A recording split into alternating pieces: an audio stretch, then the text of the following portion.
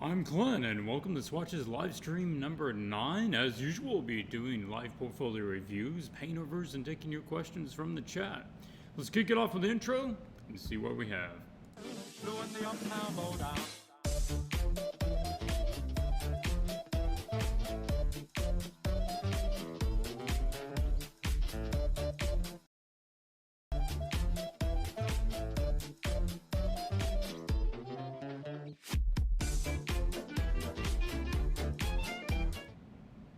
Apologize for the late start tonight. I've been fighting 20 minutes trying to figure out what these bugs are that was keeping me from being able to start the live stream.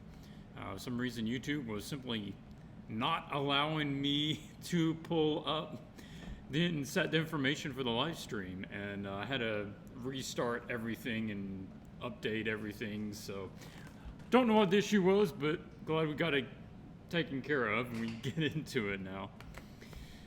Jay Welch, Gabriel, good to have you. Pamela, I'm glad you're able to make it. Yeah, sorry for the late start, but we'll do okay.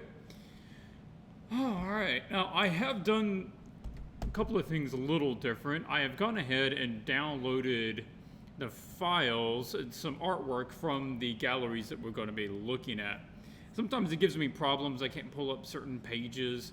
So I went ahead and used my generator to come up with the random galleries and pulled off some images, as well as pulled together some supporting artwork so that when I'm talking about them, I'll already have something on hand to use as examples. But good to see everybody. Danny, how you doing? All right. So any questions you want to start off with? Otherwise, we're going to pull over. Oh, I need to open Photoshop actually. Open Photoshop and it'll take a second. And we'll take a look at some of the results for last week.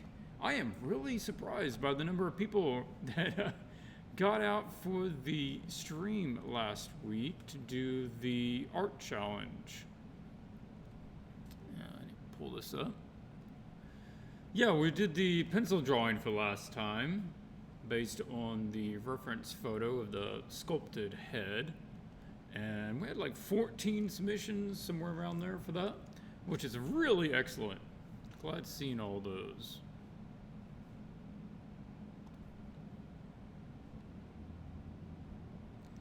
Jay Welch asking, when you start a new painting, what size resolution do you use? Usually just during the sketching phase, I'll probably keep it 3,000 pixels, whatever the maximum dimensions is. So probably 3,000, maybe 4,000. It's big enough that I can get some detail. I don't have to use a really, really tiny brush, but I don't need necessarily to make it, 10,000 pixels because it's just kind of overkill. Generally, once I have a drawing that I like, then I'll double it up to 6,000 or 7,000 pixels, and that's when I start doing the real painting. Yeah. Danny, 2 a.m. there. Well, I'm glad you're able to catch it when you can. Sorry it's so late, though. I mean, can't do much about that. All right, I'm not going to go over all the drawings this time because everybody was drawing the same thing. It's not going to be a big surprise what everybody's doing. So I'll just flip over here and show you, unless, and of course for you that didn't catch it last time. Here we go. Just move that out of the way. So this was the source file that everybody was working from. That was from a photo I took of that. I have that plaster head, and I was saying that you need to draw that in pencil or some sort of traditional media, could even be paints, and try to keep the drawing as accurate as possible and keep the values as accurate as possible. So we have these submissions, and some of them, they weren't doing as much, it was more about the drawing, less about trying to keep the exact values. Like, this looks like a good drawing study. I'll go ahead and let you know. We'll start with the winner. The winner this time is Jesse. Really like Jesse's drawing here. It has a good combination of, one, the drawing is very accurate. 2, the values are very good. And 3, he's got a good pencil work in there. And so it does have some artistic feel to it, not just completely bland. There were some other really good ones, and I appreciate those. But for this time, it is Jesse. Jesse has won. So as usual, if Jesse would please send me a private message, then we will work out which item they want from the Swatches.com art store, SwatchesArt.com store, and we'll hook you up with that.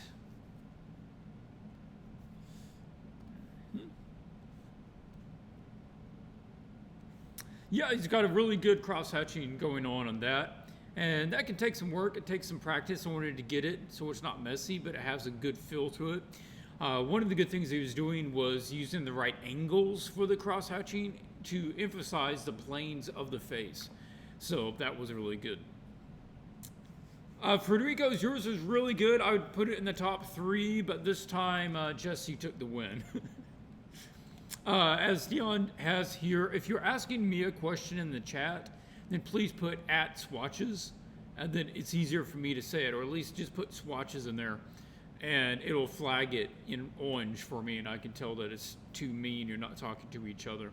It's easier for me to glance at the chat that way. Yeah, all right. Now this week we're going to be doing something a little different. We did a lot of character designs. I want to start breaking from that a little bit and do some other things. So this week we will be doing a environment piece. So I'd like you to do a 1920 by 1080. That's a standard high definition ratio.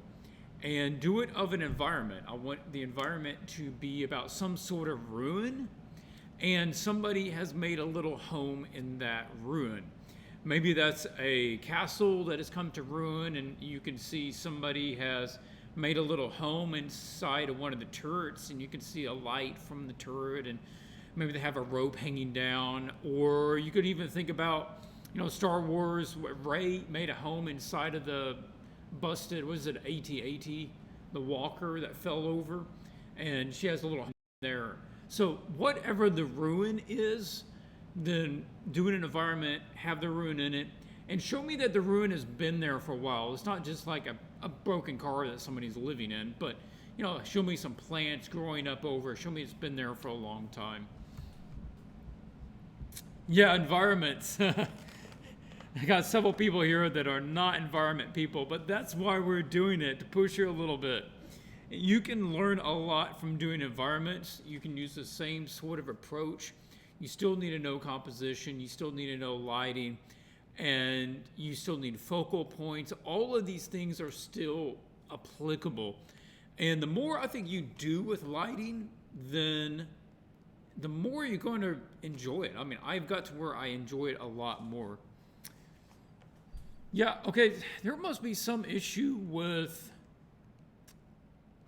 YouTube right now, because my OBS is showing that I have a really good strong stream going on, and I only have a couple of dropped frames, but YouTube is giving me a bad sign for low video. I don't know what that is. I don't know why that there would be a disconnect between the two of those. The dimensions are the standard HD, that's 1920 by 1080. Of course, you can work it larger and just scale it down when you link it to me. I don't need a 6,000 image. Yep. Okay, well, yeah, I don't know what the deal is. I'm getting some fluctuation on this side. Seems weird. I don't have anything else running, so not sure what causes that.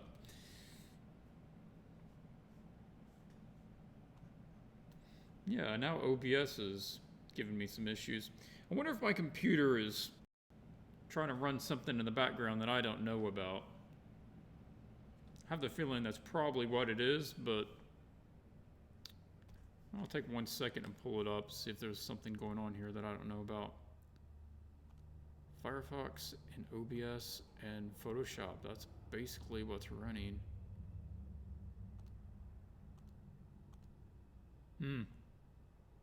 No, it's about maxing out my computer, though. Okay. Well, sorry about that. I don't... Same parameters I usually use. But what I'm going to do is go ahead and jump over to Photoshop. We're going to open up some of these galleries. Like I said, I already downloaded some images from the galleries. And we will just look through those. And I'll probably wrap it up a little faster tonight. I do have some other projects I have to jump over and get into. So maybe closer to the 7 o'clock instead of 8 o'clock tonight. At least for, my time. All right, the first one we're going to look at is... Now, all of these are not theirs. I do have some additional supporting files that we'll look at there. All of these. Now, this was for Marco, the sketch guy. This is his DeviantArt. And the first thing I would comment to Marco is to set up your gallery properly, because if I am on your DeviantArt page and I click on gallery, it's going to default me to your featured folder. And that doesn't have anything in it. So I would suggest you go out to your all folder and pick the ones that are your favorite, your featured ones, your best pieces. Now, it doesn't have to be all your pieces, but, put maybe 10 of them in there. And that way I can get a highlight reel of your artwork in your featured folder. It's not going to come up like this. So if you do click on the all, then it brings you over to more of these artwork. Yeah, clear for that. So these are some of his pieces. He does a lot of character design, and Marco is beyond the basic drawing stuff. He's doing professional commissions. Looks like he was doing several for Paizo and the game Pathfinder. And I gotta say, your work on those are really good. It's exactly the sort of stuff that I would expect to see in a publication like that or a game like that. And it fits really well.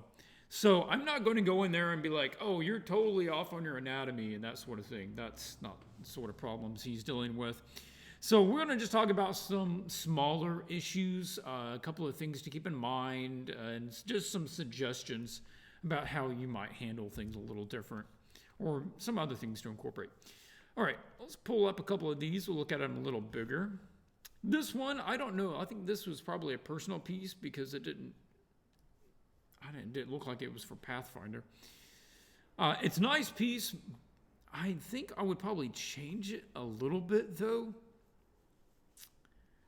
Like, it would be nice to have some of the light filtering down here and hitting this main guy and this gesture.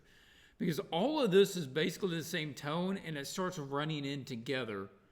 And another thing you might consider is having that guy, if he was turned to me just a little bit more, then and have it so that this deer is over here, and then he's turned to look at the deer. We get to see a little more of his face. That might be nice.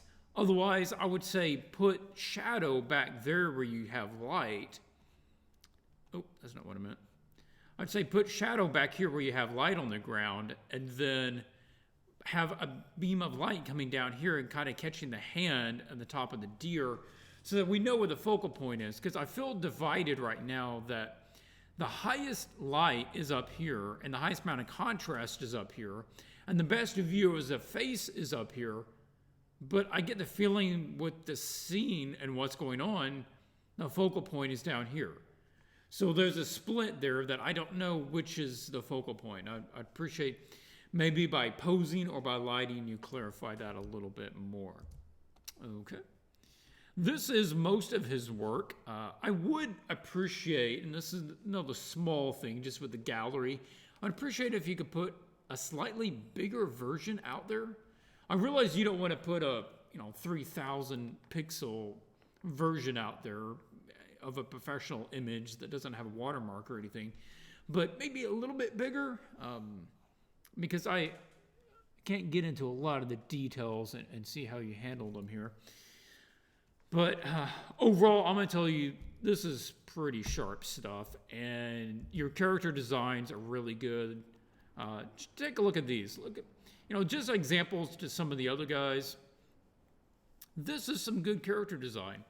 Good amount of posing for the characters. You get a sense of their attitude.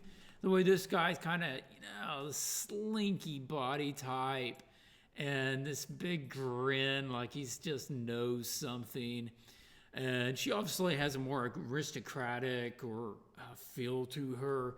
And that's cool. This guy, you immediately know that this is somebody that he's not about the muscles. He's about the mind. He's about his authority and his position. So those little things, even though you're not doing like full painted versions of these, their character shows through really well. This is also a good example to a lot of the rest of you who do character designs and like doing character designs of how to use lines properly. I see a lot of people, and we've seen it before on the stream, of somebody using lines. They draw their character, and then they do this pseudo paint, pseudo draw thing, and it just isn't a good blend. This is a good blend. This is just line-based, good amount of almost flat tones. He uses very basic lighting on it, just some cast shadows, basic light and dark patterns, kind of top to bottom sort of thing. And just making sure that the tones of the colors themselves show up. That's a good way to do it. This was also just a particularly nice piece that I liked. Yeah, check out that one. Pull that up. I just want to show that one off. Really nice lighting on this guy. And the shadow is cool. I like that. You get to know more about the character by just that narrative little shadow. I'm going to touch on that on my in my mood book as well. That I'm using shadows to tell a little bit more about the scene or the character. Well done on that. Okay, so what is some of the things that I would suggest? Well, you seem to be doing a lot of work for the Pathfinder, kind of the standalone characters. He also does a good amount of work like this, which is sort of the portrait version of the character. Again, very well handled. I like the skin tones, and that cool north light is nice. You don't see that a lot. One of the small things I would say is, okay, this is not his. This is Singsu Zhang. I probably killed that name, but I came across their gallery recently and really appreciated their work, and they had some nice points. So I was going to use it as an example. Look at some of this dirt. This is nice. It has little bits of dirt and mud up on the hem of the robes and the cloaks and a little bit on the boots. That might be something that you can think about coming in, adding a bit more of that, adding some little mud stains and stuff on the bottom of these. That would be a nice idea. Another thing is to use the contour, the edge, to possibly tell a little more about the textures. So let's pull this one up in Photoshop. There we go.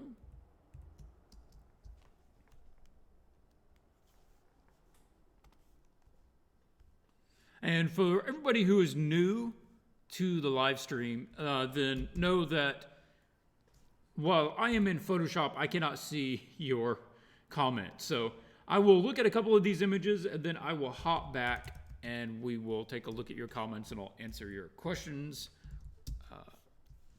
during that time. Okay, here we go. So I think a small thing, unless you've been specifically told that it needs to have a really sharp edge, it's one of those small places where you could come in and tell me more about the texture of something with the edge. And just like fabric doesn't need to have the same hard contour edge as the steel. Now this needs to be nice and harsh, but this could be a little softer, yeah? Might even use a bristly brush. You're obviously not going for photo. You're not trying to make something photographic. You're going for realism, but you're not trying to cheat me to make me think it's actually real. So I think it would be nice to see a little paint stroke, some variance there along the edge, and that could be nice. Show me some little threads, softness along there. And like we said, you could use some mud stains. And these are really minor things. But when you get to the point where you're at, that's what you start looking at, is the minor stuff. You can just little gray spots and that sort of thing. Yeah. You might even see some little rust spots, on this blade. It might have some little discoloration on it.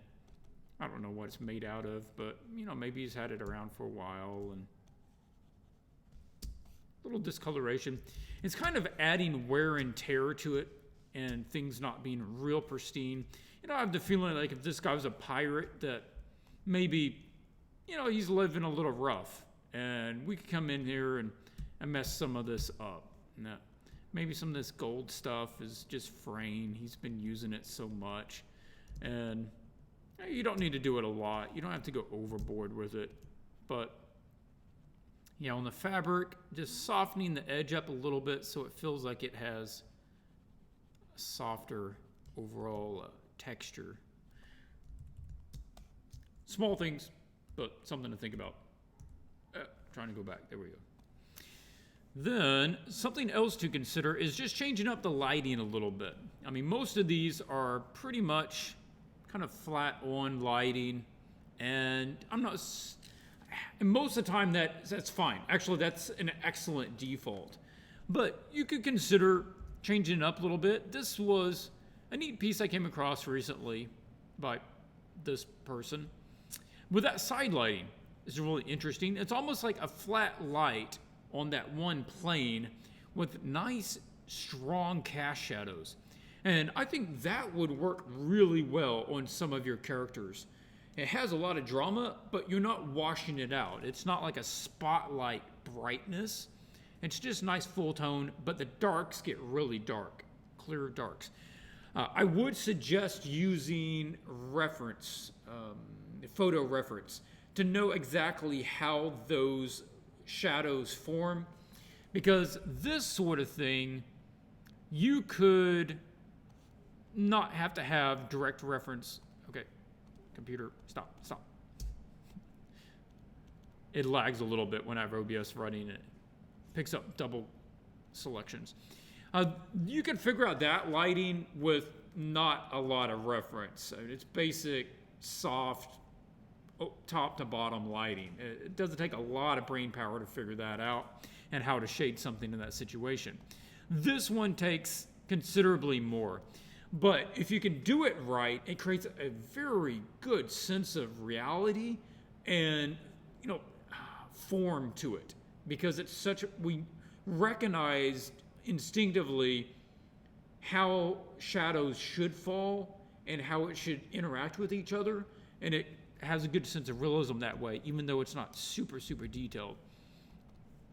Another one is this one. This fellow was also Adrian Smith. Came across his portfolio. I have a piece coming up that I was gathering some references for that's not unlike what you're doing. And so that was one I came across. And this I thought was nice because, again, it's front lighting, but he allows it to be just a little stronger.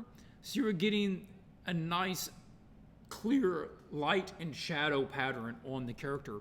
It also allows some of the metal points to really pop and the colors to pop a little more. If anything, I felt like yours might be just getting a little dull in some of your characters. So, like on this guy, I still have that open, yeah. Like on this guy, if you have just a little more light to it, then we could let some of these colors pop some more. And we don't need all the colors to pop, but you could consider using a color to really stand out from the rest of it. Maybe it's this, bandana thing. Whatever this red tone is. And that way, when you look at the character, it's not basically all in the same value and the same well, not the same value, I would say the same vibrancy. It all has the same sort of muted tone. And no, you want some that are definitely more vibrant than another one, have a little discordant color in there that's going to pop out from the rest of it. Just a little more to it. Just popping that light out maybe a little bit more.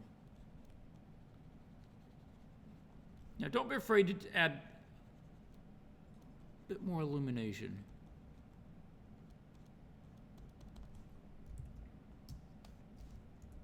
Or keep it, just have one color to make it pop, or have two.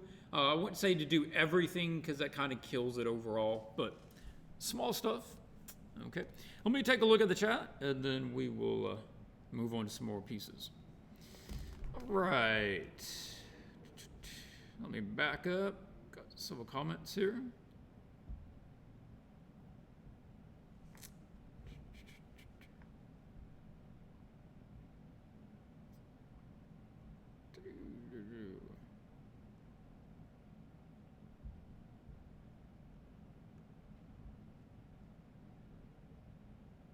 And the pirate needs a cobbler. Yeah.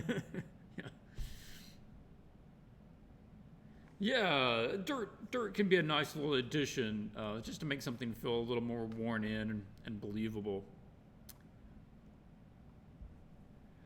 I don't want to roast him over edges. Sometimes clients need a very clean edge on something because of the way they're going to use it in the publication. And they don't want to have to worry about semi-transparent pixels interfering with other things behind it. So that could be the case. But if not, if you have that option, then because we as artists do not have the sense of touch, it's a flat media that we're only using our eyes, then one of the few ways that we can really help sell the texture of something and give a better sense of texture is how that looks on the edge of whatever the object is. And so that's a small one. And this goes, of course, to anybody who uses mask. I mean, I use mask a lot in order to, it speeds up painting. But you always want to remember to go back and soften it a little bit. And I normally do that by running a mid-tone between the two tones. Or you just paint up to the edge and paint the edge back, just so it has some variance in it. Small thing. No. Have you ever tried to paint directly from scratch without using lines for your characters? How difficult can this technique be for you? Yeah, I've definitely done that before. You're working by tones and blocks rather than lines. And that's actually a very standard concept art technique. You're basically starting with a silhouette. You're just blocking in a shape for a silhouette that you like, and then you go in and start adding lines and drawing the character inside of that shape. And that can be a fun thing to do. Yeah. It's not necessarily it's not the one that I use the most, because most of the time I'm doing an illustration and not character design, but that can be a good way to go about it.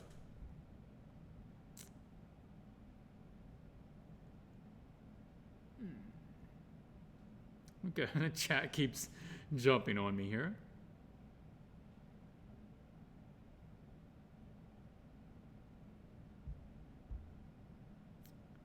Okay.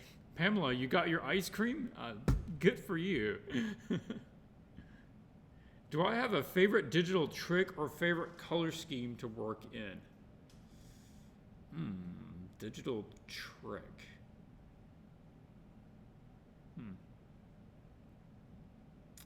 I think using a layer mask, I probably use layer mask a lot. I don't know if that's a digital trick, but it's certainly something that I find very useful and I use a lot.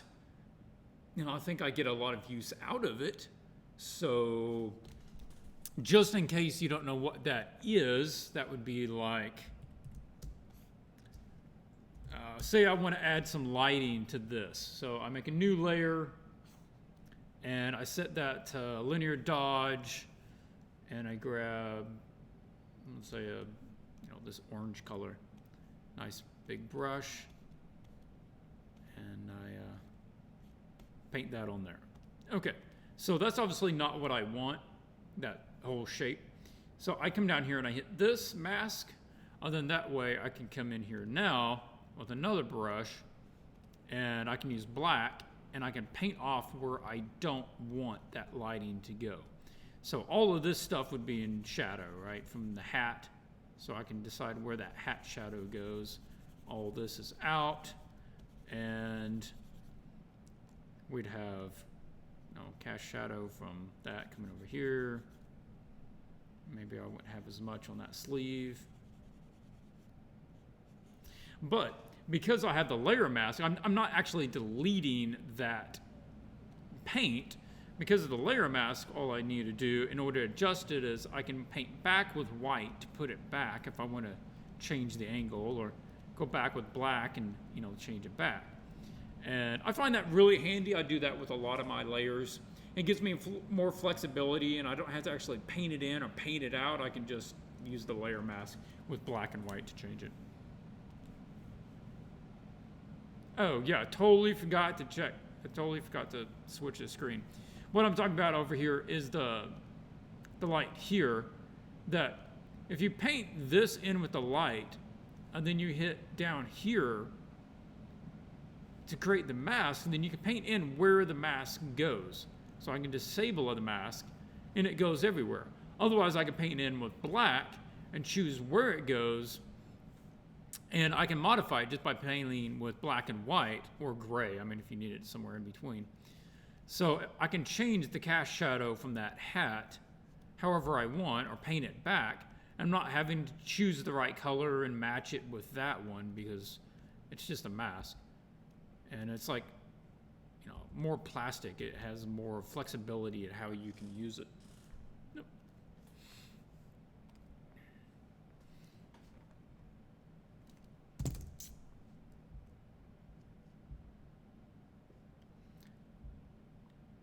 Michael, I've yet to take part of any of the art challenges. What? You need to get in. Other projects, come on. This is priority. What are you talking about? I am with Federico. Pistachio is excellent ice cream. That is one of my favorites. Carrot ice cream. I don't know about that, though.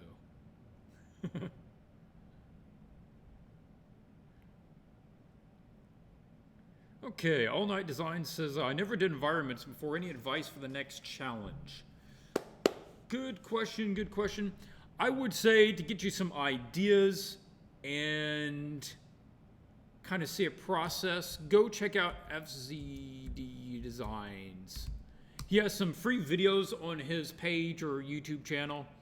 I think you can go to his website. I think he has free videos out there. Then watch a couple of those. And he is primarily a concept environment artist. And I really got a lot out of watching some of his. And it just lets you see the process of how he starts and goes through it. And he talks up the design ideas behind it. What's he thinking about? What shapes do you use? Compositionally, where do you put? How do you tell the narrative story in it? So he talks you through it. And I would say watch a couple of those, kind of get an idea to how to approach it. Then do some thumbnails, do some small sketches, work out a basic composition, work on some ideas. Do at least 5 little concepts, and then pick out the one that you like the most, or combine the elements that you like the most into one drawing and start fleshing that out. And once you combine it into that one idea that you like, then if you, like you say, you haven't done it a lot, go find the reference images that has some of those elements. One is that has the right color scheme, or has similar elements, like you're using a forest. Well, find some references for a forest, and not a reference for a building if you're drawing a forest, obviously. So that would be part of it. Any thoughts on photo bashing? Yeah, you're welcome to do some photo bashing. I don't have anything against that. Just make sure it's good photo bashing. One of the things about photo bashing is there's good ways to do it and there's bad ways to do it. And one of the bad ways to do it is to have the level of detail in the painted areas to be like this. And then the level of detail in the photos is obviously like this. And there's a big disparity between the two. And in order to do photo bashing correctly, they need to be close. And there's not this blatant difference between the painted areas and the bashed areas. Another way to do it is to actually, let's see, who is it that starts a piece? I can't remember offhand who it is, but they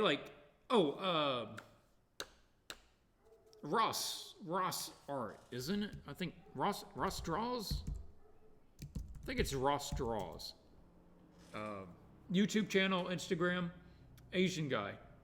And like he always starts with a photo and then paints his scene out of that into something else. So he doesn't, I don't know if any of the original actually survives, but it gives him a starting point. It gives him colors, it gives him values to sample from. And you could do the same thing. You could start with, I don't know, like a forest, and then paint ruins into the scene, and then adjust the lighting and add fog or whatever it is. So yeah, that's a way to also photo bash. And, I'm open to that too. Just do it well. Look up cinema, design cinema. Okay, well that's, I haven't been out there, but that sounds good. I would say if you're an absolute beginner, don't start with photo bashing. Just draw something.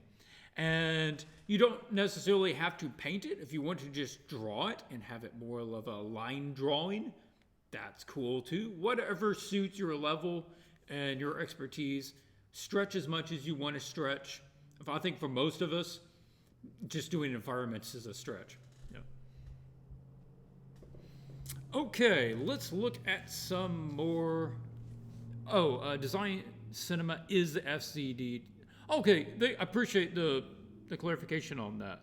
Design Cinema is FCD's channels series. Okay, that's cool. Right. Any other points I was wanting to cover on his? No, that was basically it. Oh, no, I was going to pull this one up and look at that for just a minute. Yeah. Okay, let's switch over. Move this. Okay, so this is one that he did. I don't know what it was for, or if it was for anything other than personal. But we have a troll, I guess, and a little fairy, and they have some sort of communication going on there. I like the idea of the two of those because they're so, drastically different from each other. And, I'm going to scale up this piece a bit more so I don't have to use tiny little pixel brushes in order to draw. A couple of things here on the anatomy of this character. I get that this character is obese, right? He's really overweight, but that it's not consistent.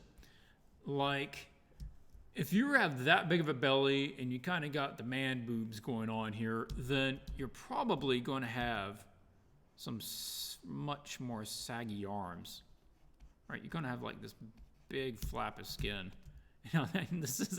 It ain't pretty, but you're going to have a fold that goes across there, and then all this extra skin is going to hang down here. And you're probably going to have pudgier fingers, so pudge them out a little bit. People don't tend to have really fat forearms. I mean, that's one of the last things that has a tendency to get fat, but we could round them out a bit more. Same thing down here. You're going to get that skin hanging down there. And I would change these a bit more. Probably make them really, go with it.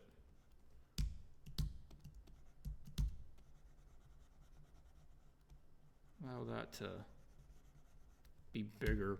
And then this is also going to be pushing up on his jowl. It looks like he's laid back so much that you're going to have basically his chest pushing up into his neck area.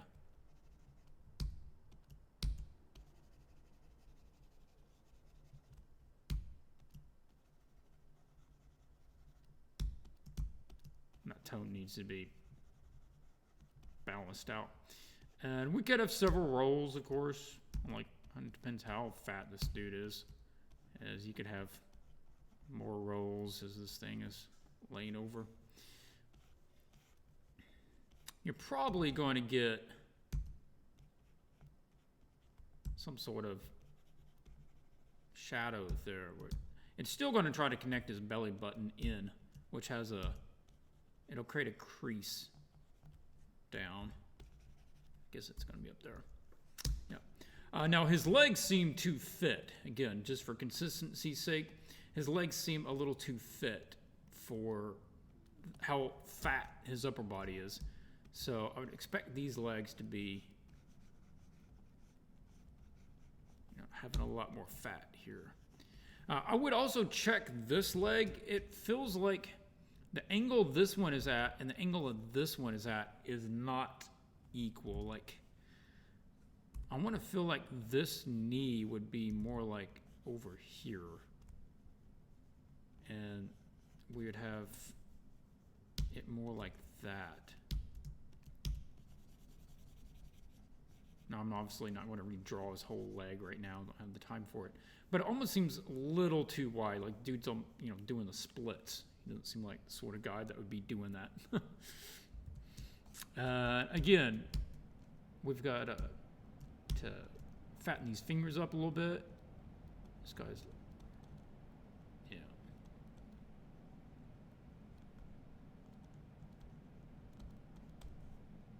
So it's kind of just a little anatomy thing. Just make sure you have that consistent. We're gonna have some more little folds in the skin around there.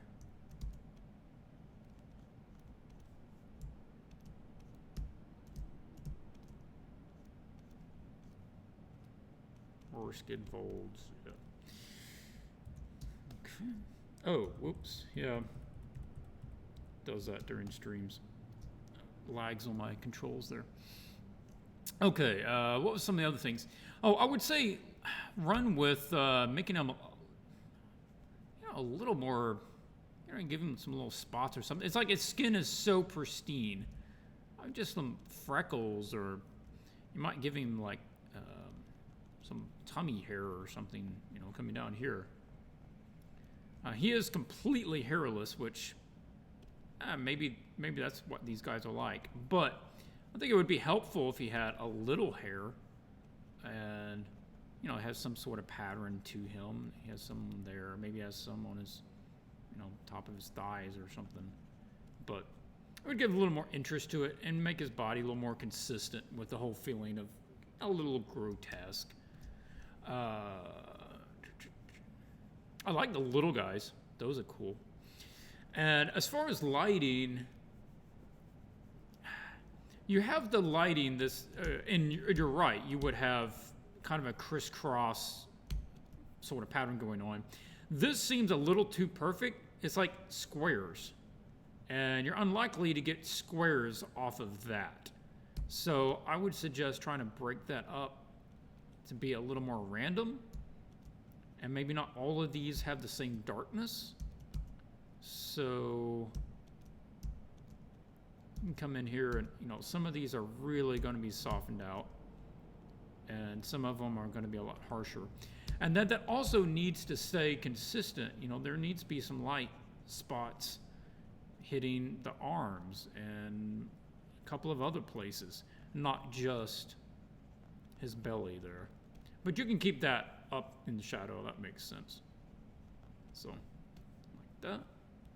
And I almost wish that this was bigger. I think that you could make her... Oh, nope, just... Oh.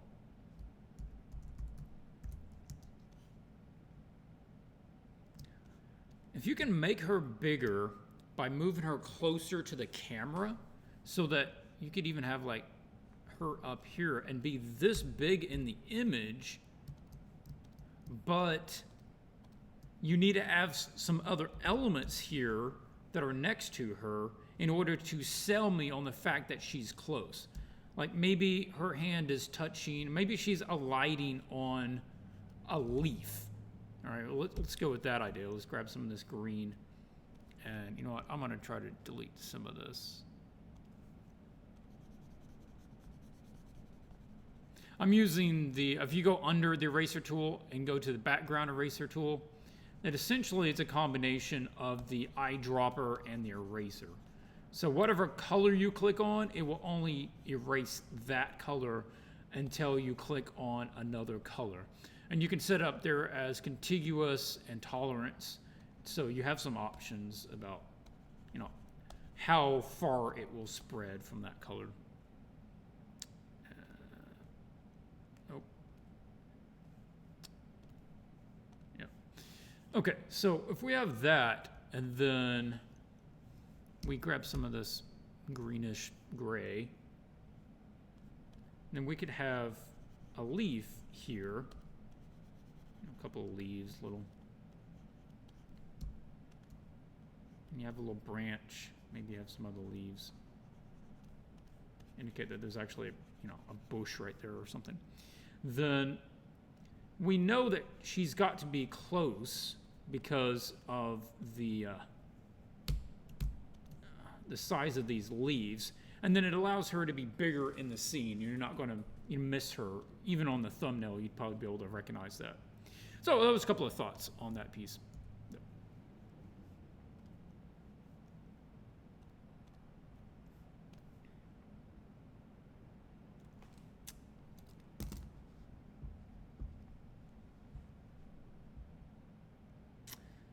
Victor is asked, have I ever used Painter?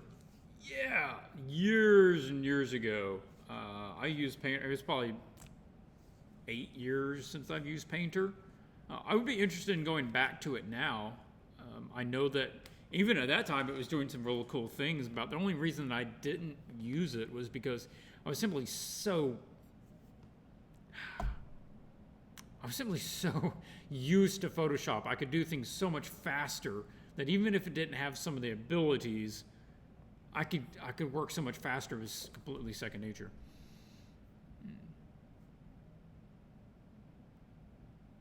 Oh, trolls are not born in utero. They don't need belly buttons. Well, maybe that's it. You see, I was just not informed on that. Yeah, the background eraser tool, if you don't know about that, that is a very useful one. And yeah, it samples the color. You can tell it how much to sample, how wide from that particular color you want to grab from. And every time you click, it samples a new one and it erases it. That is a great way to erase sky out of an image of a tree. So you have a blue sky, lots of leaves, then you can just get the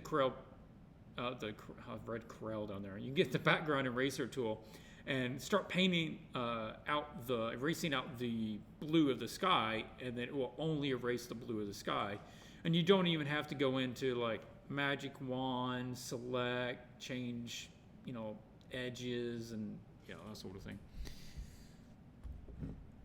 Okay. Pamela, I use ArtRage, but has none of the goodies Photoshop has. I do see some really cool pieces of art being created by ArtRage. It does have some cool stuff. Yeah. Okay. I've got that. Let me minimize this. And open this one up.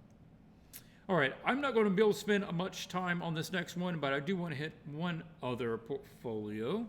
So I'll go ahead and switch over and take a look at that. Now this is the portfolio of Flatus Design, if I'm saying that correctly. Forgive me if I'm not. And this is a sample of their artwork from their DeviantArt page. It doesn't look like they're doing any professional work at this level. I didn't see anything listed as that. Now this had Golden Age Revenge, but I don't think that was a professional. I think that was like a personal project or some sort of challenge. They have been doing some of my challenge pieces, and I've been appreciate that. I like, having you join in on those. So let's talk about some of the places where you are with your artwork and maybe some things to consider. Now, looking through these, we have this and this. Overall, when I look at your art, I kind of get a sensation that you are stuck between realism and line. Your artwork is still very line-based. That in itself is not a problem. There's a lot of artwork that is line-based. However, you can't be line-based and try to do realistic paintings. It doesn't mix. And that comes from thinking in 2 dimensions and thinking in 3 dimensions. It goes hand in hand. Lines are 2-dimensional and forms are 3-dimensional. And realism is 3-dimensional. And certain art styles are 2-dimensional. A lot of cartoon art, anime, manga, those are 2-dimensional art. And, well, to an extent, you have to know 3D in order to do some of it properly. But I say that because of a couple of hallmarks. One is, generally, people who do not have a good sense of 3D form and thinking in 3D have these traits. One is an over-reliance on textures. And you see that here in this piece. There's a lot of texture going on. There's a lot of effort to try to get realistic textures to the objects. I don't know any other way to say that. And thinking that that is what's going to make it look real. But that's not what makes it look real. The detail doesn't make it look real. Understanding lighting looks real. Understanding how to render form makes it look real.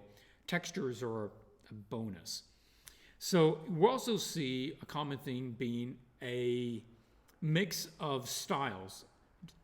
And we see that with like basically an anime eye and very simple sort of painterly hair with super detailed textured metal pieces and like photo detailed chain mail. It's just a big difference of styles there, and it's unsure of how to go about rendering. Now, another thing is on faces is a telltale sign. Let's open this one too. And on faces, a couple of the hallmarks are outlining of the features. You can see that more on this one where the nose isn't completely outlined. The nostrils are outlined. You can see lines on the bridge of the nose. The lip has a line around it. The eyes have lines around it. Almost everything has a line at the edge. Now, I get it. You can use lines in order to block in your piece to start painting. But if you're going to paint it, eventually those lines need to go away because lines really don't exist in nature. I mean, if you look at me, there's not a line around my nose indicating the side of my nose. There's not a line around the outside of my mouth indicating the edge of my lips. There is a tonal change of value and color between, the skin above my lips and the lips themselves. And there is a form and angle change on the sides of my nose, but there are not lines. So in order to do it realistically, we have to move past being lines to being able to think in more 3 dimensions and going with that. See, this is thinking in 3 dimensions. It's not just knowing what this side of the object looks like. It's knowing and understanding what that object looks like all the way around. It's understanding the form of it. Now, if you want to practice this and get better at it, there are several things that you can do. One is get a simple object, maybe like this tea kettle or this helmet, and draw it, and then draw it from move it like 45 degrees and draw it again. No, you don't have a reference for it. It's a simple object. You should be able to work it out in your mind how it would move. You could also start with a box. I've recommended this before too. Start with a simple object like this, or a box, maybe a box with the lid open, and draw it like this, and then turn it and draw it, and turn it and draw it, and turn it and draw it. And do that in your mind, so that you're just turning it in your mind and draw it, and not necessarily have a box there in front of you. And that forces you to not just think about it two-dimensionally. You can't just draw it from one angle. You have to understand it, and that's an entirely different level. And that's what I'm suggesting here. And so that when you look at your reference image of a person, you're not just looking at the lines that you only see from that viewpoint. It's understanding these forms that go into creating that person. Because if you can understand those forms, you can move them to any position that you want and draw them again. So that's one way to go about it. Now, lines in themselves can still carry a lot of form. You don't have to have shading, and you don't have to have texture to indicate a lot of form. This piece by Evan Munson, loved their gallery. I would suggest everybody to go check out Evan Munson's gallery. Had a lot of fun looking at that the other day. Check out these forms. I mean, there is so much good rounded form. You can feel the form of it in here. It feels like it has volume. It feels like these features take up space. It feels like this animal and this leg, it feels like they all take up a volume of space. And that's what I don't really get from yours. It just feels flatter, like you're only drawing it, understanding one viewpoint. Okay, so I think I've kind of established that. You did a piece of a White Walker, and I pulled up some references. I don't think we'll have time to go over that. But let's do a little paint over. Let's open this one in Photoshop. And what's the size of that? Let's go a little bigger.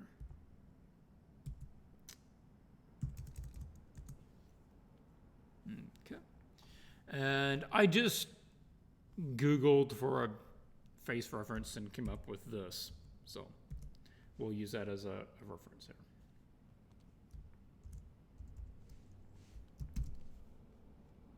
Width, give me 150 over, cool. Now, there we go.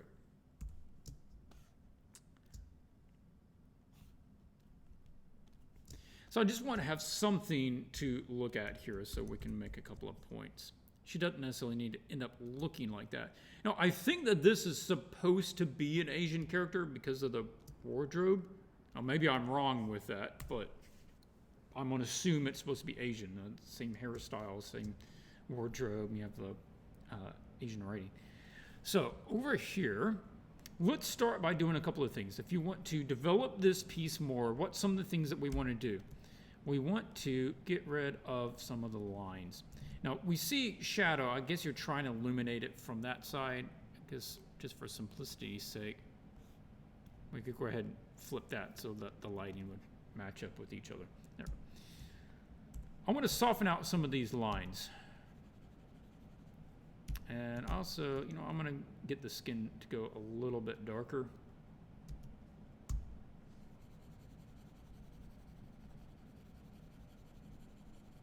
I'm going to tone all this down a bit.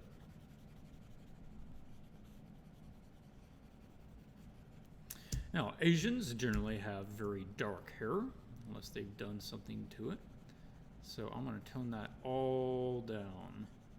Their hair really resists white highlights, so let's simplify it. Looking in more tones, you're thinking about blocks of color, and you're thinking about forms. I'm thinking about big tones, not little lines. So around here on the eyes, let's block that in. Their eyes are generally much darker. And so I'm going to darken that up. Also going to look at the shape of the eye. Now, a couple of things about the Asian eye is the eyelid. Of course, you don't see a fold from the eyelid here. The bottom of the eye also does not have as pronounced folds. And the top skin comes overlaps, and the underpart sort of wraps underneath it a little bit more than it does with your Caucasian. So that's something we want to pay attention to. And the eyelashes, I'm not going to draw eyelashes themselves. I'm looking for the block of tone there. And same thing down here. I don't want to get into really small brushes, so keep the shape of the eye about the same over here.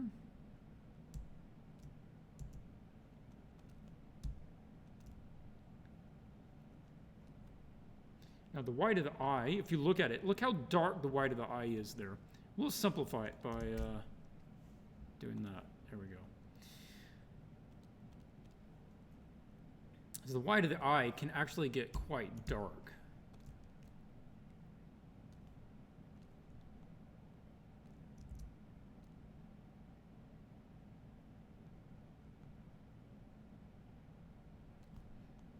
Okay.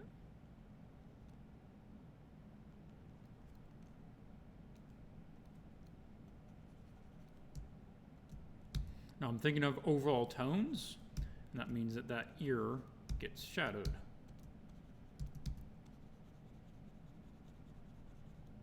And Asians also don't have a tendency to have earlobes. Their earlobes isn't free hanging like mine would be. It has a connection. It just softens and connects right down to the neck. So we want to make sure we get that correct. Okay, let's see if we can't block this in a little better just using tones. Soften that. Now that of course rounds over, so I want to add a little round to that. And we also have a angle change right there as the forehead rounds down to the bridge of the nose. So I'm going to have some there, a little shadow there. And this has an angle change where it folds up over, and then I'm exaggerating, but there's a bump here and a bump there, so it's going to have a little divot of shadow here.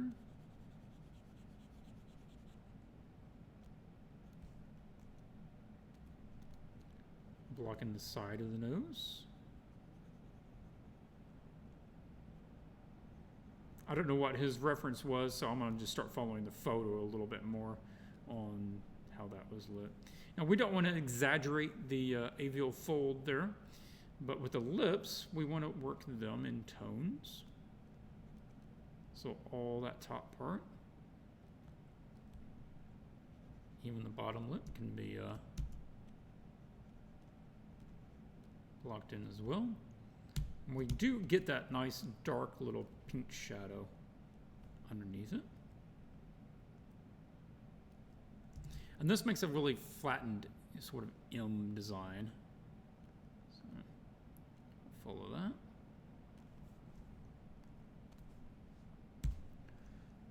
And I'm going to use a smudge. And I might advise people not to get carried away with this, but I'm trying to do it very quickly. And I don't have time to like hand paint all these edges. The smudge will get me pretty close pretty quick, so that's what I'm trying to do. Okay. And again, now we're thinking about the form of the face. And that means that this face is rounding down, right? Brush. This is rounding down to the mouth. And this is rounding down to the neck. So there was an overall light to dark going on there. And I want to make sure I have that in there.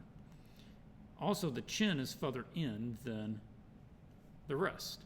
So it's a little bit lighter up here on the angle facing up towards the light. And so I want to get that as well.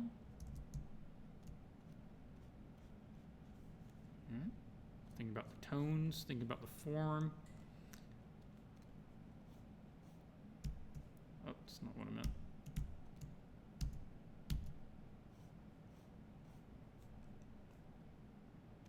Okay, now I want to go back in and just pick out some points that are more important.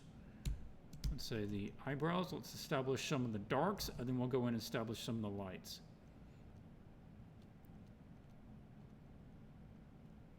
I'm not working lines, I'm working a tone.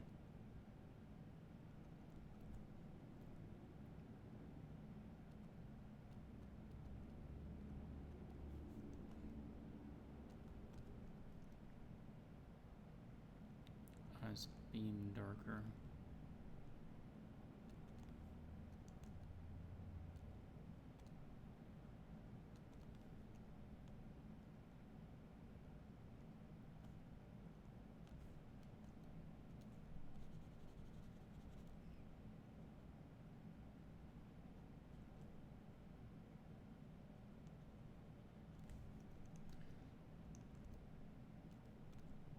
Now, you don't always want to go real dark with the nostrils, but we do need some more darks in there.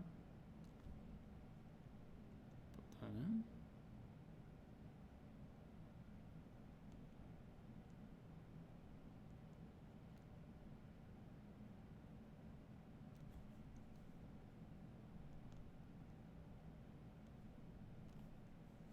Now, let's go back and get some lights.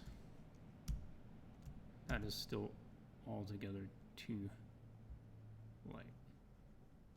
Now, I do want to still be remembering the orbit of the eye. This is still completely round, and it needs to be rendered as it is a sphere.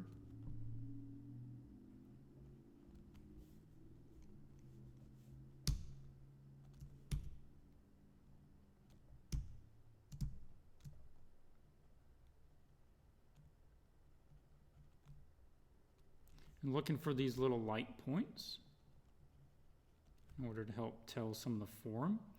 Got angle change. You're looking for angle changes like that.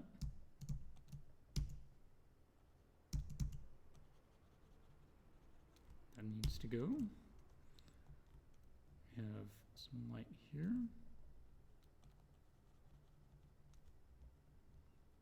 That light back there. Here. Some light up there. You have the bright whites.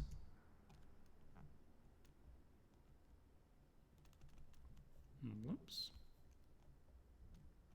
A little bit there. So that would be a sort of change from trying to go from lines to going to more form. Thinking about it in form tones.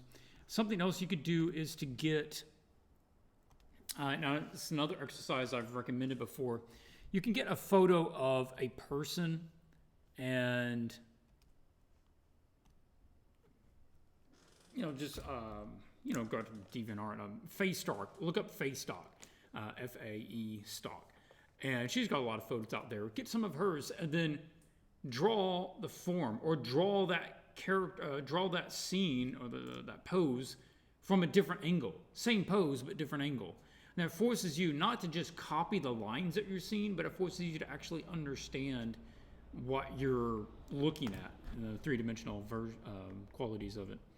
Okay, let me go back to the chat here. I'll take a look at some of your questions.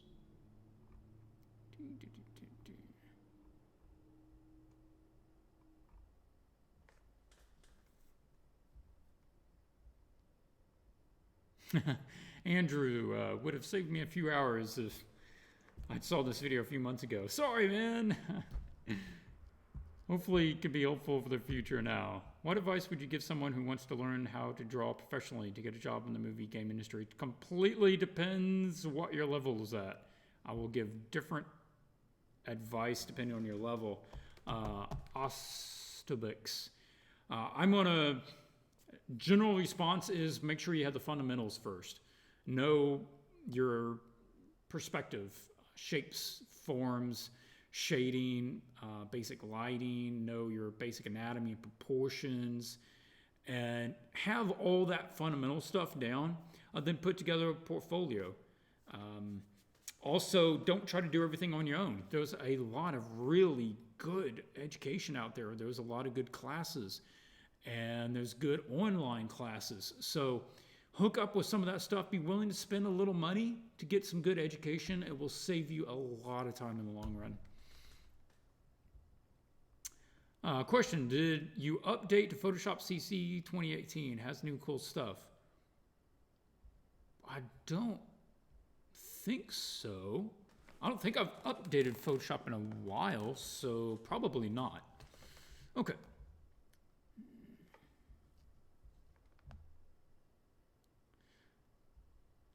Rasmus, why haven't I discovered your live streams earlier? I don't know. I am trying to get the word out. I'm trying to get people to get the word out. But I'm glad you made it now.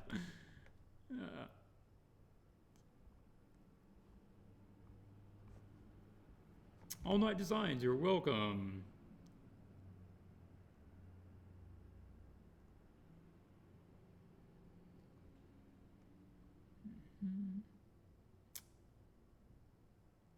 Hola, Español.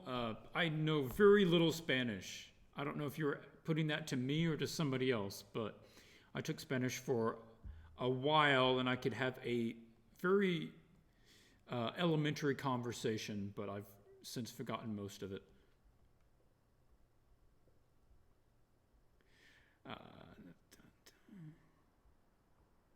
Milos asked, hey guys, does anyone know when are these live streams?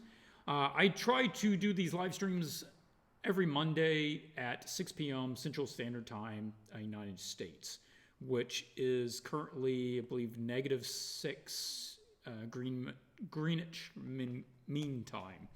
So whatever that adjusts to you is. Yeah. And you want to follow me on facebook.com/curlyart.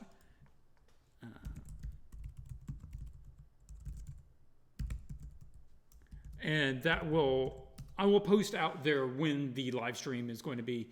Sometimes something comes up and I can't do it, whatever the reason is. And I will put it out there if I can't, but otherwise it'll be Mondays at 6. Yeah.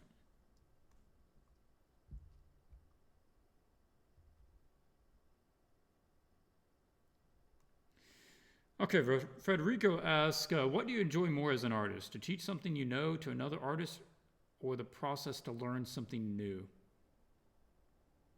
Both, actually. I really enjoy teaching. I really love breaking things down and trying to understand them. That's one of the reasons I like doing this channel.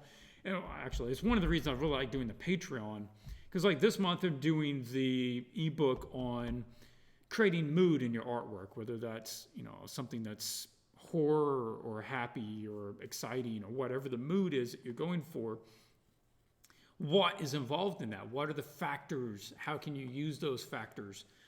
And how can you learn them? How can you explain that to somebody? I enjoy that. I find it really interesting. And actually doing that over this last month has helped me on a commission that I was working on just the other day. So I learned from that, and I get to turn around and try to, tell you guys what I've learned and put that into some learnable medium. Okay.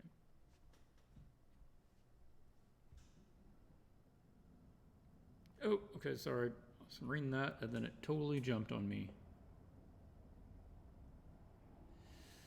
Okay, question. I love classic art and realism. I like painting historic mythology digitally, but people today love sexy, cute, semi-only. How to make a living by following old masters in classic style. I think you're overgeneralizing.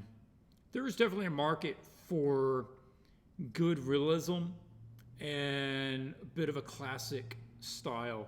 I don't do overly sexy. I don't usually do cute. So, yeah, no. Now, there are some places like, even like the Pathfinder stuff we looked at earlier.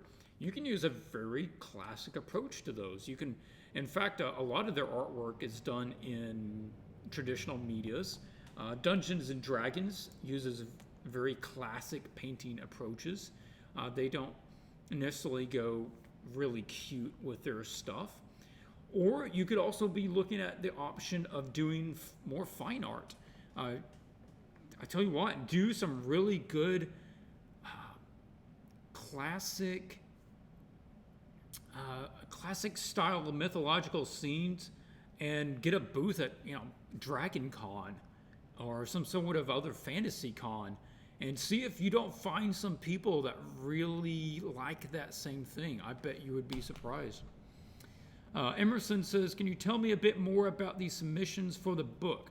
Yeah, I did mention that last week. I'll mention it again. I am working on the ebook for Painting Mood, and I want to have some before and after examples.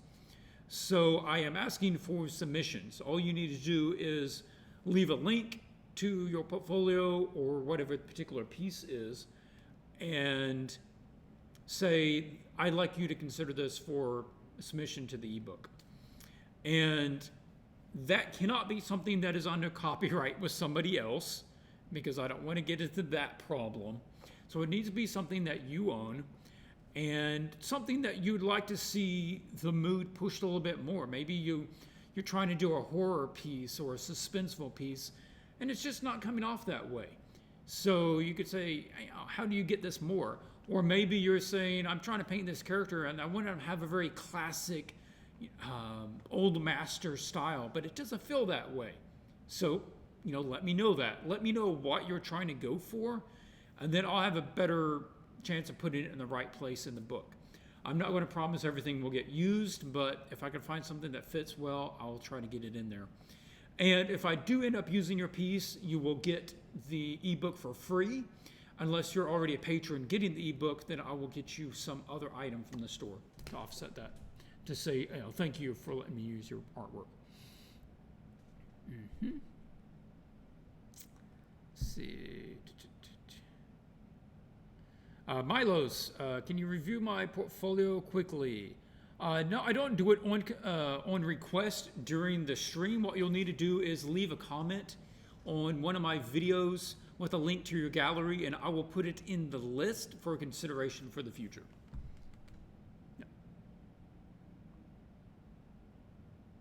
Oh, Adio, if I'm saying that. Yes, thank you. I did have 2 pieces printed in the newest Spectrum annual art book, and I was really excited. One of them was nominated for an award. I didn't win, but it was really, really great to be honored with a nomination on that. I want to know, how can you achieve the traditional painting look on your paintings? Is it because of the brush or filter? The brush is helpful. I do use a bristle brush. I'll switch over to Photoshop real quick and show you. So this is one that I can't remember if I made it or I downloaded it. I don't remember. But you can see the shape there. That is the shape of the pixels, the pattern. And then it creates a nice little simple bristly effect to it. It's not real fancy. It doesn't have texture added in. It doesn't have 3D dynamics or anything. But that can be helpful. And it's also working in big, thinking in terms of brush strokes. So, like blocking in stuff on the side of the nose, maybe you go, brush stroke. And then you come in with a brush stroke that is a little smaller than that, and you break that up. And you just keep working in terms of strokes and planes rather than lines and perfect gradients. You don't want to use a lot of filters. You don't want to use a lot of perfect computer-generated gradients. Even this is like too computer perfect. The big soft brush, you want to use a lot more bristle. You want to use a lot more planes and angles of direction with your brush strokes. And also color palette has an effect on whether it looks very classical or not.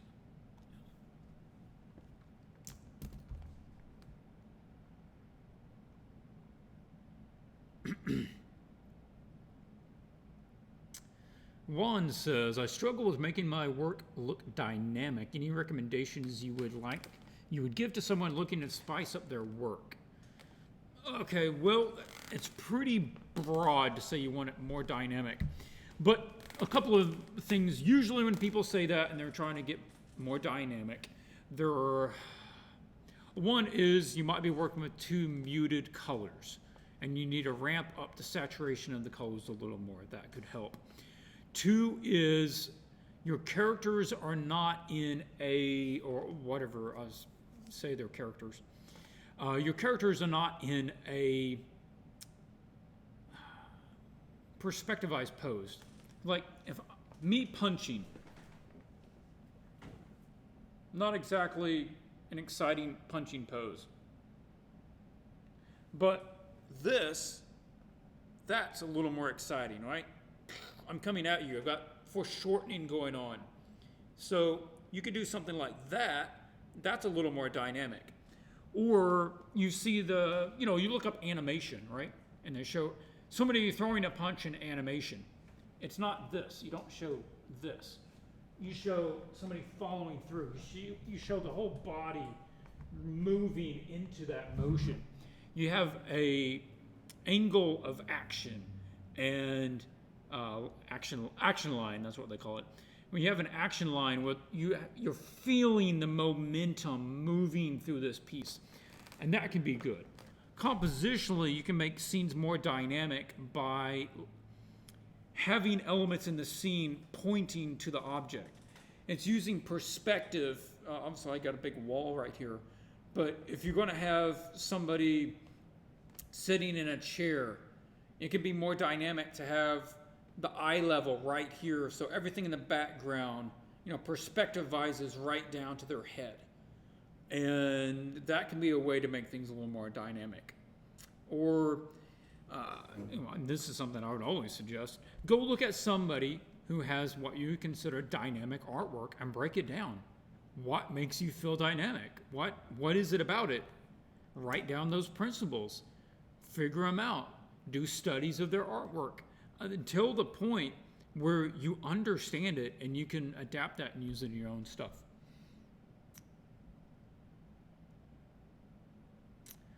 Pamela, you say, what brush do I use for line work? I just use a standard little Photoshop round brush, opacity sensitive. Yeah. JRush Designs, where's a good place to download a couple of fun brushes? I would say look up, I haven't mentioned them this week, but go to cubebrush.com. And most of the stuff out there is for purchase. I have my educational videos and ebooks out there. You can purchase those out there too. But there are some free brush packs out there that are really good. And there are some, I think, that are for purchase. And there's like a couple bucks. It could be worth it. So I would check them out. And you're looking for ones probably from professionals. They know how to pick out a better brush than most people. Yeah, foreshortening's a good one. Composition, better composition helps with being more dynamic. Colors help being more dynamic. And lighting.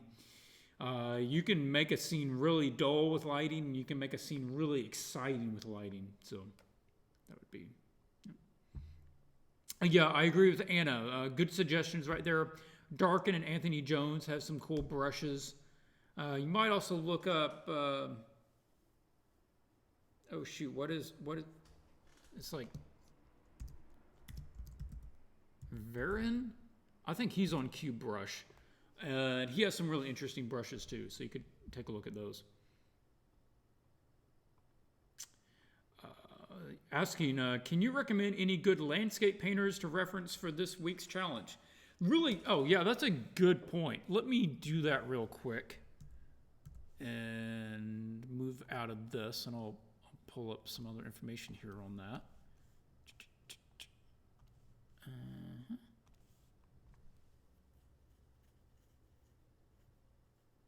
If my computer wants to open. Here we go. Let's look for environment.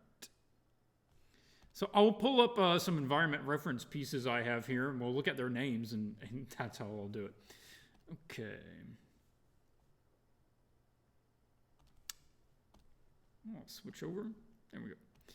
All right, so a couple of pieces. Like this is a beautiful piece, but it doesn't have their name on it, so I don't know. This is one I came across the other day. I hadn't been to their gallery. I was really impressed. So Ilya Dykov, just pause the screen and look it up. So look at this. Man, it's so well handled. This is just ridiculous. It's not photo quality, but this is what I'm talking about. When you nail the lighting and the values and the color, you don't need an extreme amount of detail. And that's what they've got right here. Now, I reckon that they use some sort of 3D modeling in order to get all the perspective right.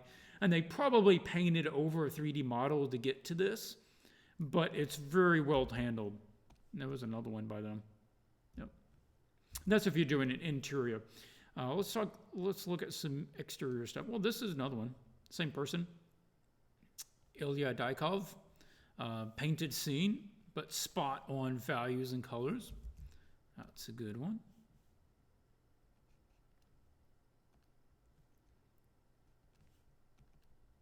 That's a cool scene. You might look up this guy, Vlad Varlamov. So really good. That's professional image. Oh yeah. I mean, I would recommend my friend Jonas DeRoe. So I'll say my friend. He's a colleague. We worked together on a project once, and I got to get my chat to work again.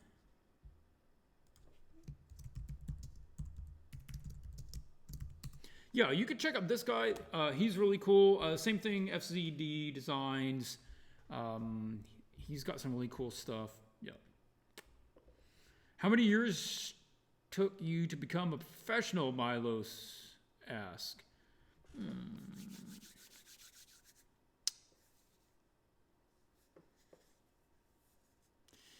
Well, I started being a lot more intent about art when I was about 13.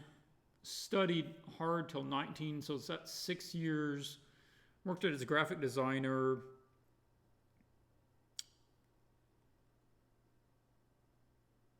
Took another 2. It took about 10 years. Yeah, I would say overall, the amount of time I put in, it got broke up because I was working in other stuff for a while. About 10 years. Yeah. Yeah, Pamela, I know. It's actually a drawing. That wasn't a photo. I'm with Bomba on the suggestion. I don't like to have, 200 brushes. Sometimes what I'll do is I just cut down. I'll go back down to like 10 brushes. And then I'll start adding them in for a while. And then at some point it gets too many and I'm like, too much. I'll go and purge out a lot of brushes again. Show you some of my landscapes. Yeah, well, we can do that. Let's switch over. Let's see. I got to be careful what I open up on my screen because some of this is not for public viewing yet. So let me open it up over here on the side and then we'll switch over and take a look at it.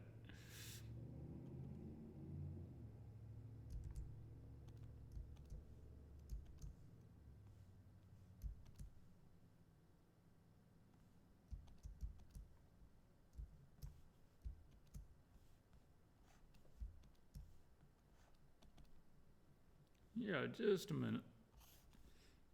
Let's grab that one, this one.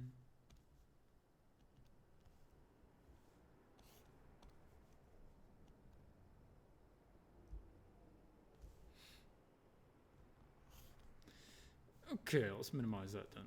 Oh, yep, we don't need that open.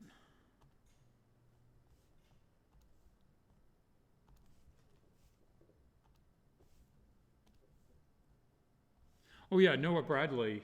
Yeah, I've done a lot of events with him. He's very good. Yep. Okay, let's switch over. OBS, where did you go? Here's one I did. This one was a black and white little sketch I did that I decided to color up. Originally, I just had the ship on some more, this marshy area, but I decided to do, turn it into a scene, and I made it all foggy, and I put this dude here. Like, I don't know, he survived the shipwreck, and, just kind of indicating some sort of monster-y thing back there. So, yeah, that was fun. A little minimal sort of scene. Courtyard. Then again, that was a little study, and I just kept working on it and adding a bit more here or there. I would do it differently if I did it again now. I started that a long time ago, but I learned a lot, and there's some parts about it that I still really like, but there's parts of it that, you know what it is. You grow and you do things differently, but that's one of them. This is one I did about a year ago for Magic, one of the swamps in the Amonkhet, which is kind of an Egyptian theme. The destruction has come and the water turned to blood, and so we got the swamping thing going on with some ruins and towers and stuff, and the bullis horns in the background. Yeah. That is this one. Yeah, that was an older one. I got part way on it, and then I stopped working on it, and then I came back within the last year and put a lot more work into it and sort of finished it up so that I could put it on some prints and playmats and stuff. So that one was fun. Ruins, and that's kind of what I'm talking about. You can show some ruins, and by putting out a few torches, you get the idea that maybe somebody's still living there. And yeah, that was nice. That was fun. Cemetery, yeah.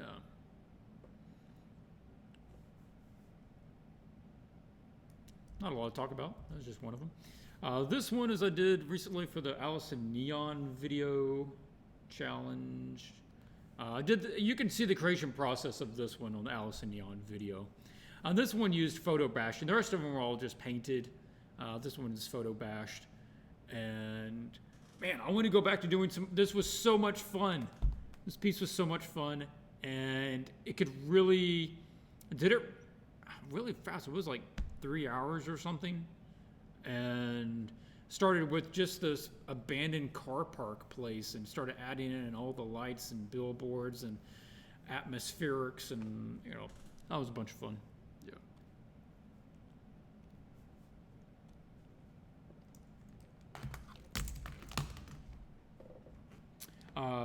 Dion asks, can we do the art challenge in grayscale? Absolutely, yeah, it doesn't have to be color. Whatever works for you.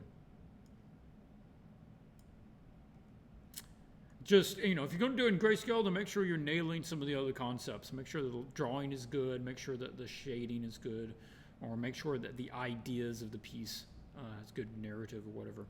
Yep. Well, I do a video of my landscape process someday. Yeah, I like that idea, Anna. I just don't do it that much right now. But I'll toss this out there. I mean, would you be interested some week to not do portfolio reviews and paintovers, but maybe I just paint something? Maybe we do a couple of little, small paintings. Just kind of work through, process of how you might go about blocking stuff in and, that sort of thing. Because I know people like getting reviews, that like seeing paintovers, but I was thinking maybe we'd change it up sometime and do like a Clint paints whatever. So, okay, I'll keep that open. Several of you guys saying, do a cute girl. I might do a landscape. I don't get a chance to do them as much. But maybe we'll put a cute girl in a landscape. How about that? Compromise. Yeah, Lotus, you say, I like to watch you paint live. I've been considering whether, what is it, Twitch. They have Twitch Creative out there for people like artists, I don't know, prop makers, whoever, that like to just create things on stream. I wondered if I did that, if I would get a big enough following that it would be worth doing it. I would consider just painting on stream and talking to you guys and, just running it during the day if you want to tune in. But the issue is that I couldn't do that of any of my commercial images because they're all under non-disclosure and I can't show them. So it would have to be completely, my own stuff. But, okay, so I'm getting several of you people saying that you'd be interested in that. That would be cool. Trust me, there's more of your own personal process. Paintovers are helpful about watching you paint. Okay, that's cool. Maybe we'll do more of that. Now, of course, if you have not been that familiar with my stuff or are new to the channel, my videos, I do cover a lot more of my painting process in my purchasable videos. And I'm going to plug that. It is swatchesart.com. They're about an hour long. And I go a lot more in depth into my processes and my thinking, my decision making, and how I handle changes and all that stuff goes into those things. Yeah. Okay, well, if I decide to do that, and I need to look into Twitch. I don't have a Twitch, account or anything, but I would need to look into that, and I would also have to move somewhere else because right now I have to shut down my computer and box everything up and move it up here to this building and set it back up and use it for the stream. Where I am right now does not have fast enough internet. So once I find a house that actually has decent internet, then I would consider doing that. Yeah. All right, well, it's 7:47 here right now, and I'm going to have to wrap it up for this week. A little recap this week. It is the Environment Challenge. 1920 by 1080 pixels.